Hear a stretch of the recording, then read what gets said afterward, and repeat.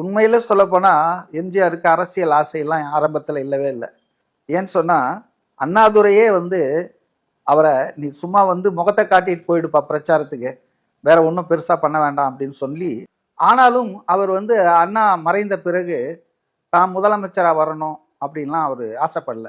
இன்னைக்கு கருணாநிதி முதலமைச்சர் ஆனதுக்கே மெயின் காரணம் யாருன்னா எம்ஜிஆரினுடைய பின்பலம் தான்.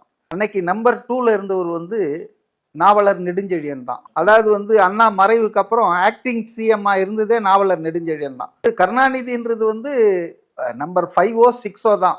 ஆனால் அவருடைய அந்த திறமையின் காரணமாக, அதை திறமைன்னு சொல்றதா நரித்தனம்ன்றதா, அவர் எம்ஜிஆரை போயிட்டு உட்காந்துட்டார் எம்ஜிஆர் கிட்ட, நீங்க தான் எனக்கு உதவி பண்ணி நான் சிஎம்மாக உதவணும்னு சொல்லி.